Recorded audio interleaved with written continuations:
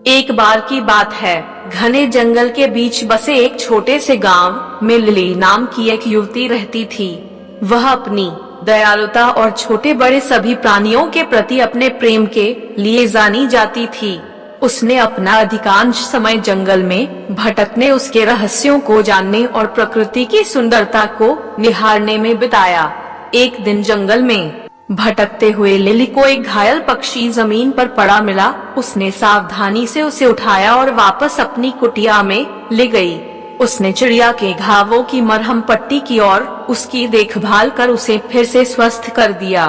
दिन हफ्तों में बदल गए और पक्षी लिली की देखरेख में मजबूत होता गया। वह अपने दैनिक दिनचर्या के बारे में जानने के दौरान उसके कंधे पर बैठ जाती थी और वे एक दूसरे से बात करने में घंटों बिताते थे। एक दिन चिड़िया ने लिली से साफ और स्पष्ट आवाज में बात की।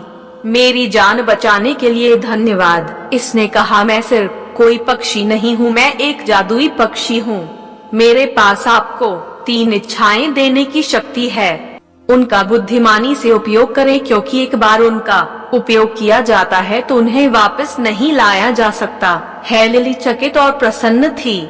उसने लंबे समय तक और कठिन सोचा कि उसे क्या चाहिए। अंत में उसने अपनी पहली इच्छा की। मैं अपने गांव के लिए भरपूर फसल की कामना करती हूँ, ताकि कोई भी भूखा ना रहे। अगले ही दिन गांव के चारों ओर के खेत भरपूर फसल से लहलहा उठे। लिली की दयालुता के लिए ग्रामीण चकित और आभारी थे। अपनी दूसरी इच्छा के लिए लिली ने सभी प्राणियों की भाषा को समझने की क्षमता की कामना की, और ठीक उसी तरह वह पक्षियों की चहचहाहट, मधुमक्खियों की भनभनाहट और पत्तों की सरसराहट को समझ सकती थी। जहाँ तक उसकी तीसरी इच्छा का सवाल है, लिली ने बहुत देर तक सोचा कि वह क्या चाहती है। अंत में उसने अपनी इच्छा व्यक्त की। मैं हमेशा प्यार और खुशी से घिरी रहना चाहती हूँ, और ऐसा ही था। लिली ने अपना शेष जीवन प्रेम और प्रसन्नता से घिरा हुआ बिताया। उसने जंगल का पता लगाना और जरूरतमंद लोगों की मदद करना जारी रखा, और यद्यपि उसने कभी कोई दूसरी इच्छा नहीं की, वह जानती थी कि जादुई चिड़िया हमेशा उस पर नजर रख रही थी, उसकी इच्छाओं को पूरा करने के लिए तैयार थी, अगर उसे उनकी आवश्यकता थी। दोस्तों, ये थी हमारी आज की कहानी।